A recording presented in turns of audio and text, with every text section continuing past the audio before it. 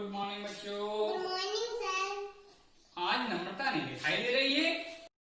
Sir, नम्रता का गृह प्रवेश हो रहा है। अच्छा, ये तो बड़ी अच्छी बात है। क्या आपने कभी पानी पर घर देखे हैं? नहीं सर। अरे, और बांस के घर? नहीं सर, क्या बांस के घर भी होते हैं? बिल्कुल, बांस के घर होते हैं। चलो अच्छा, आज हम बांस के या अन्य प्रकार के घरों के बारे में चर्चा करते हैं। ठीक है, आइए जानते हैं। पहला हम जानते हैं पत्थरों के घर के बारे में। बच्चों, पूर्व काल में सबसे पहले जब घरों को बनाने की कला विकसित नहीं थी, तो पहाड़ के पत्थरों को काटकर उनके अंदर लोग रहने लगे। धीरे धीरे कला विकसित हुई और उनसे बड़े बड़े महल बनाए जाने लगे। पहले के कई किले आज भी पहाड़ों के अंदर बने हुए हैं, अर्थात पत्थरों को काटकर घर बनाए जाते थे और लोग उनमें निवास करते थे। महाराष्ट्र की अजंता एलोरा की गुफाएं इसका सबसे बड़ा प्रमाण है। आप वहां जाकर इस प्रकार के घरों को देख सकते हैं। दूसरे प्रकार के घर होते हैं कच्चे घर। बच्चों, ये घर मिट्टी के और घास फूस के तथा खपरेलों की मदद से बनाए जाते हैं। ये बहुत ही कम लागत के घर होते हैं, बहुत कम पैसों में ये बन जाते हैं और अधिक गर्मी वाले क्षेत्रों में तो ये बहुत काम के सिद्ध होते हैं, क्योंकि इनमें गर्मी बहुत कम लगती है। कच्चे घरों में गर्मी बहुत कम एहसास होती है। अधिक तापमान में रहने के लिए ये घर अनुकूलित होते हैं एवं कम लागत में भी बन जाते हैं। अगले तीसरे प्रकार के घर होते हैं हमारे पक्के घर। बच्चों, आजकल शहरों में ज्यादातर इसी प्रकार के घर देखने को मिलते हैं। इसमें ईंटा, गिट्टी, सरिया, सीमेंट एवं बालू इत्यादि का उपयोग होता है। यह घर अधिक धन की लागत से बनाए जाते हैं। इनकी छतें ज्यादातर सपाट या जहां बर्फ पड़ती है वहां पर ढालू होती है।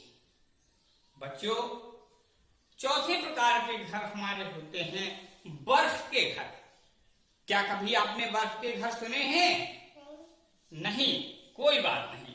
बच्चों, हमारे ध्रुवीय क्षेत्रों में जहां बहुत अधिक ठंड एवं हमेशा बर्फ पड़ती है, वहां ये बर्फ के घर बनाए जाते हैं, जिन्हें हम इग्लू कहते हैं। अधिक ठंड होने के कारण, तापमान बहुत कम होने के कारण यह पिघलते नहीं। इनमें रहने वाले लोग एस्किमो कहलाते हैं। इनके घर अंदर जानवरों की खालें बिछाकर इन्हें गर्म रखने के लिए लकड़ियां भी जलाई जाती हैं। बच्चों, अगले हमारे होते हैं टेंट। अगले घर होते हैं टेंट। यह नितांत ही अस्थायी घर होते हैं। मजबूत कपड़े के बने हुए ये घर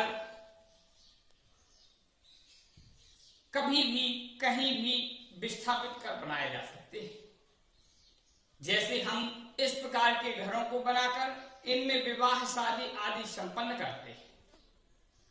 सेना के जवान अलग अलग क्षेत्रों में इस प्रकार के टेंट बनाकर उनमें निवास करते हैं, तथा घुमंतु परिवार जिनके काम धंधे रोजगार चलते फिरते यहाँ वहां अलग अलग स्थानों पर होते हैं, वो भी इस तरीके के अस्थायी निवास बनाते हैं। बच्चों, हमारे अगले प्रकार के घर होते हैं तैरते घर। जहां पर जिन देशों में जमीन की कमी होती है या भूकंप बहुत ज्यादा आते हैं, जहां वर्षा वाले स्थान होते हैं,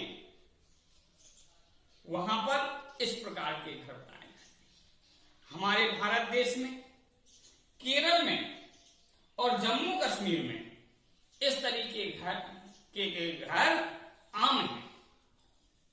इन्हें हम तैरते घर कहते हैं, बोट हाउस भी कहते हैं, नाव पर बने घर भी कहते हैं। अब आती है बात बांस के घरों की। बांस के घरों में ये घर अधिक वर्षा वाले स्थान पर बनाए जाते हैं। जिन क्षेत्रों में बहुत अधिक वर्षा होती है, नीचे सदैव पानी भरने का डर रहता है, वहां जमीन से कुछ ऊंचाई पर बांस के घर बनाए जाते हैं। नीचे पिलर बनाकर उनके ऊपर बांस रखकर, क्योंकि बांस कई वर्षों तक पानी में खराब नहीं होता है, और इन घरों को बनाया जाता है। लोग बड़े आसानी से इसमें अपना जीवन यापन करते हैं। अर्थात हम कह सकते हैं कि हमारे घर भी जीवन में अनुकूलन का एक उदाहरण है। जहां जैसी परिस्थिति होती है वहां वैसे घर बना लिए जाते हैं।